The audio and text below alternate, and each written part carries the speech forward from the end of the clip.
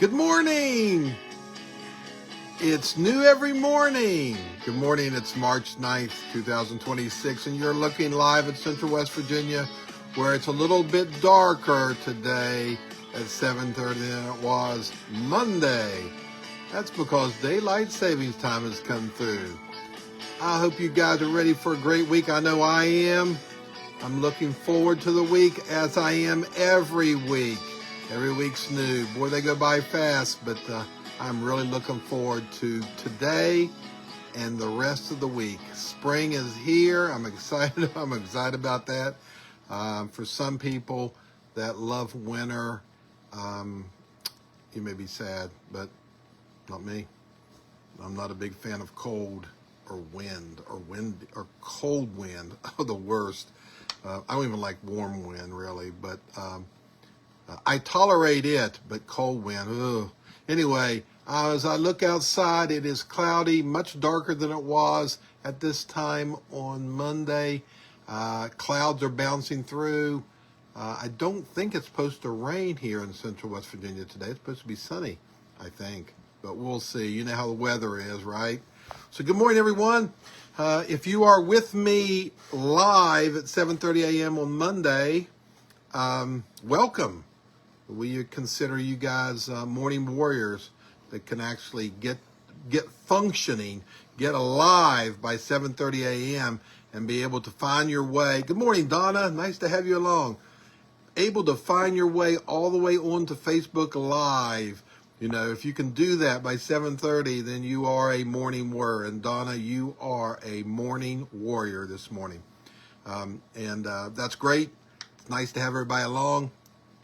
I've been working feverishly over the last hour to get ready for this, looking for things. I had already found some things, added some things this morning. Hope you like the things I found. I know I like them. That's the reason I'm going to talk about them. But you know, I talk about this, you know, frequently. But I'm trying my best to move this this podcast, this Facebook Live, to my new home on Facebook, which is It's New Every Morning, which is the name of this podcast. And I have to have X amount of people on there before they will let me do anything live there. Good morning, Sherry. Or was that Mike? I'm not sure.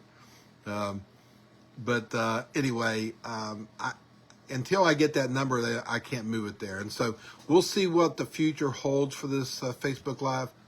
I may decide to move my live 7:30 presentation to YouTube. I tried to do that a while back and it didn't work out very well, but I may move it to YouTube at some point, and then I will still put it on Facebook, but you'll have to be morning warriors at maybe 8 a.m. instead of 7:30, and it won't be live. It will be just a little bit old, not very old, but we'll see. We'll see where that goes. I'm still trying to make those decisions. But I don't want to keep this Facebook Live on my personal Facebook page. So if I'm not able to get up to the numbers I need. So for all you people out there that are watching this, if you haven't, please go. I thought it was probably Sherry. Good morning, Sherry. If you're watching this and you're enjoying it, please go to the Facebook page. It's New Every Morning. And you don't have to do anything there except just follow it. And when I get enough followers on there, then I can move this live there. And some of you may be watching it now on that Facebook, which is great. That's what I want to do, is get people moved over there. Anyway, let's get started. I don't know if anybody went to the theater this weekend, but Hoppers is a new movie out. It's an animal adventure. It was number one at the global box office this weekend at $88 million. And that's a nice result, really nice result. Good morning, Tom. Nice to have you along for an original animated film. Now, that doesn't include like when they do 2s and 3s and 4s and 6s or whatever. But it is Pixar's first original hit in nearly a decade. So that's a long time. But, you know, they're putting out a lot of this number 2s and this number 3s. Those are not original. This is original. Hoppers is original. And because it got great reviews, and it got great audience reviews, good scores. So I would say Hoppers will be around for a while and have a long life in theaters, and who knows where it will end up being on that list of movies. I haven't seen it. I'm a little intrigued now to see it after this story. Apparently people are saying it's good, and the people that review things say it's good. So I want to go back till Saturday night, Sunday morning at 2 a.m. Okay, why is daylight saving time? I misspoke there. Why is daylight saving time at 2 a.m.? Well, it's not random. And I've heard some different stories about that, guesses, but I did some research, and I think I found the real story. Okay, so daylight saving time started in the late 1800s. And, 1908 is when it kind of first really people used it.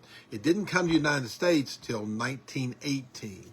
Okay, so we're talking about, close to the end of World War One, or maybe by the end of World War One. It's right in that neighborhood. I'm not exactly sure what years that ended and stuff, but now it was it was introduced at 2 a.m. because that's the time that the fewest trains were running. Yep. At that time, trains were a big deal, and there was a lot of potential that what would happen would be one train would change daylight savings time and one wouldn't. Therefore, they would collide, because they were thought they would be an hour off each other, and they'd be following their schedule. And like us, if we don't change our clocks, and we're an hour off our schedule that morning. And the reason Sunday at 2 a.m. is that is the quietest time at that time, was the quietest time for train travel, train moving. Okay, and so that's what they were looking for. It was the safest choice. Now, there is one important thing that I want to share with you about this, and I messed it up a minute ago. It's not daylight savings time. It's daylight saving time. There's no S on savings. It's daylight saving time. But most people, including me, say daylight savings time. That's incorrect. If you want to be correct when you say it, now you know. Daylight saving time. Okay, I don't know if you care about that, but I thought that was kind of a cute note. Okay, next story about Northern Lights. This month is the best time to watch Northern Lights in like a decade. And it will be a while before it's good again. Now, I don't know a lot about Northern Lights, but I guess it's a combination of the equinox effect and supercharged activity that's going on, in the space realm. Okay, now the problem is that we don't know precisely when all that's going to happen, because solar activity is kind of hard, to recognize. Good morning, Janet. Nice to have you along. So this is going to be a good month for the Northern Lights, but when it's going to happen, you're going to have to watch for the experts to tell you. And they usually know a pretty good idea a day ahead of time or so, but they can't predict it like today, how far that stuff's going to happen. Hey, Greg, nice to hear from you. God bless you, buddy. So anyway, this is a good month for Northern Lights if that is your thing. And, they are pretty. I'm not putting down Northern Lights. But and it sounds like it's going to be a while before it's going to be this good again. So there you go. I have some other space news. Okay. So NASA reported yesterday, well, the day before yesterday now, because I think this is a day old, it deliberately charged an asteroid orbit around the sun for the first time. Okay. First time it ever happened. Now they're doing this to keep this asteroid from smashing into the Earth like 20 years from now or whatever. I don't know when, many, many years from now. Now, the scientists launched this spacecraft in 2021. So it took it from 2021 to 2026 to just get to this asteroid. So they looked at this stuff ahead of time, and I don't know, it orbits the sun. Now, why did they do this? Well, they confirmed that, well, not why they did it, but what they did is they confirmed that it did hit it, and it changed the travel time by, ready, 0.15 seconds.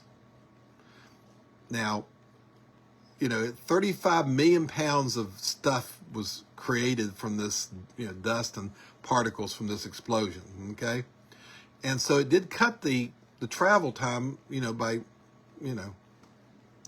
not even nearly a second.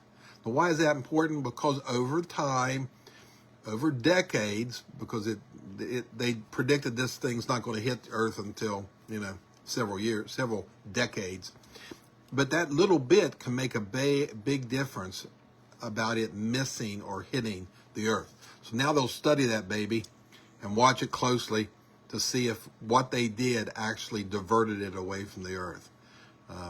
Unfortunately, most of the people that are studying it, may not even be around when it's supposed to hit. But anyway, who knows? So, who knows who Josephine Cochrane was? You ever heard of Josephine Cochrane? Well, I never had, but you might be washing dishes by hand if it wasn't for Josephine. Yeah. Josephine created the first commercially viable dishwasher in the late 1800s. She patented her design, and she called it in the design, ready? This is a creative name, dishwashing machine. Yep, that's what it's originally called. And years later, decades later, 100 years later, they're still calling, more than 100 years later, we're still calling it a dishwashing machine. Now, she won an award for design and durability in 1893 at the Chicago World's Fair. Okay? Now, she was born in 1839, and she had limited higher education opportunities because at that time, women weren't educated. Good morning, Tom. Nice to have you along. I'm sorry I missed your name. So, she wasn't really highly educated, but she had that entrepreneurial spirit that some people just have and some don't. So she was living as a socialite. Okay, she was living somewhat high class, and she got married at 19, and she found that hand washing dishes was cumbersome. She didn't like doing it, and it also would chip her fine china if she wasn't really careful. So, that according to the U.S. Patent Office, this is a quote from her. If nobody else is going to invent a washing machine, I'll do it myself. So she was hoping somebody else would do it, but if nobody else is going to do it, because she was tired of washing those dishes and didn't want to chip her china. So she fashioned a design, okay, this is like in the late 1800s, to have water jets, like a dish rack inside, wire compartments. She had all that stuff, major powered wheel that released soapy water. It did all that. Well, she found it difficult to secure somebody to help her make this thing because, she had the design, but she wasn't a mechanic or anything. She finally got George Butters to help her build this thing in 1886, the first prototype. And as you know, the rest would be considered history, right? So we have automatic dishwashing machines, as she called it. And that's great. That's a great story. I love when people find a need and just kind of do it, all right? So,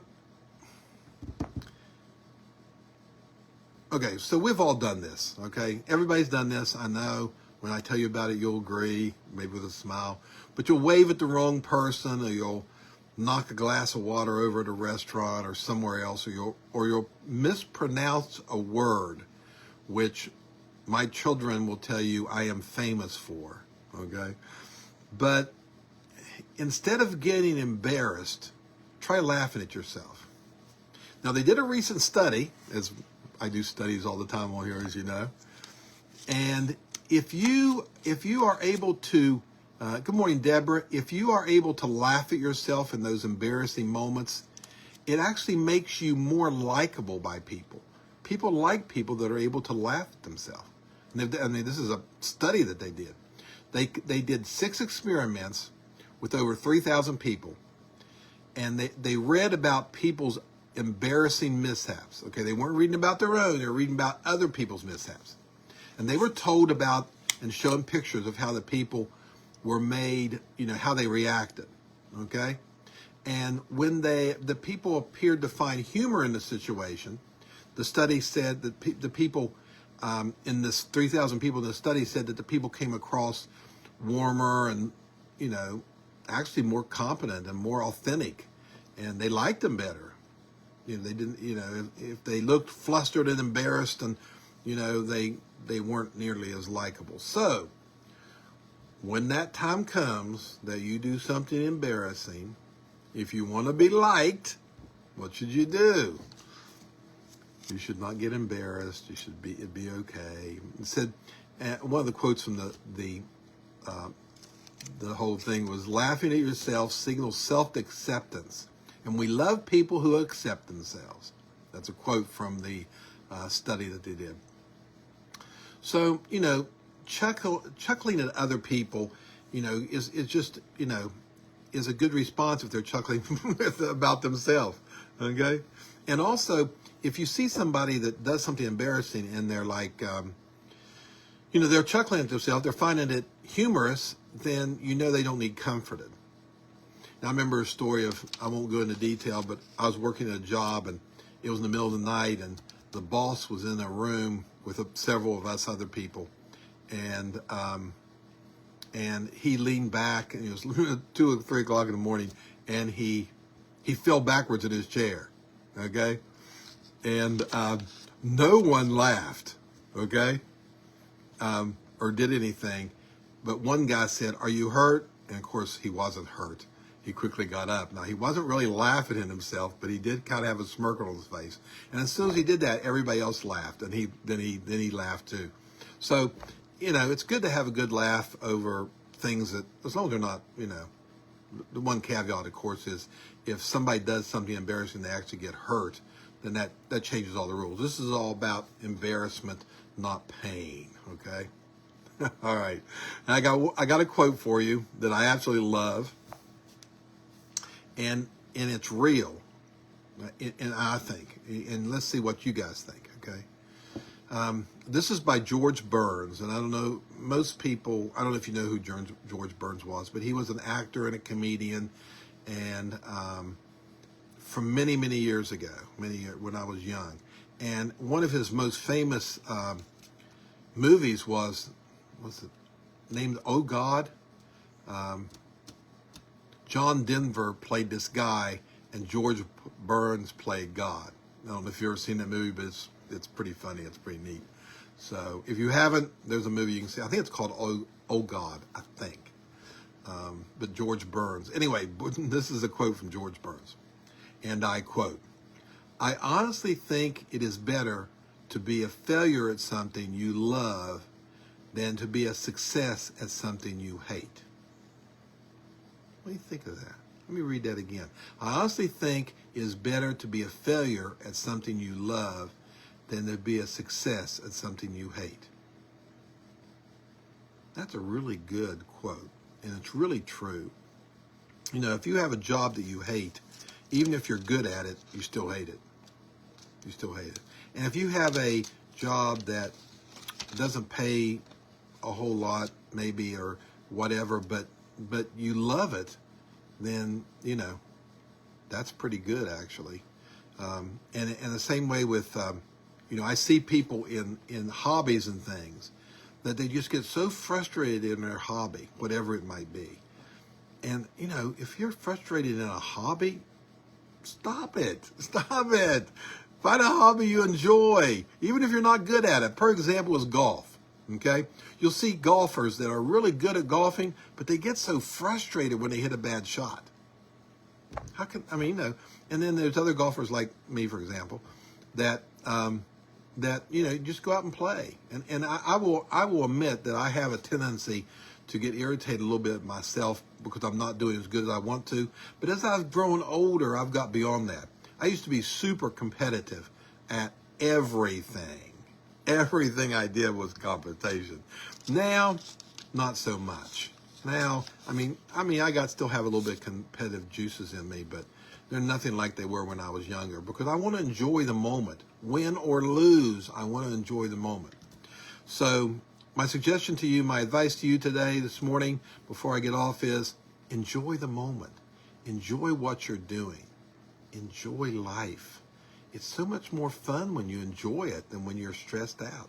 Don't be stressed out this week. All right. So listen, I'm going to go. The sun is starting to come out farther. I can actually see out my window now. Good morning from Alabama. And have a great week. I'm looking forward to the week. I'm going to be back here Friday morning at 7:30 a.m. to tell you all about my week and tell you about things I found out during the week. Feel free to share with me your week. But go to It's New Every Morning, the Facebook page. It's New Every Morning. That's the name of this podcast. It comes from Lamentations in the Bible. And go follow it, because I want to move this off of my personal Facebook page and to its own home. So anyway, and of course, YouTube, I post all these videos on YouTube. It's New Every Morning is the YouTube channel, so that they'll stay forever. Facebook, after a certain while, the videos go away. YouTube, they stay. And so I started a YouTube channel to save these. So if you want to look back at things, and I'll talk at time about things that I've done a month ago or before, so you can go back and look at them. Anyway, have a great, blessed day, blessed week. I will see you Friday morning, 7 a.m. Bye-bye.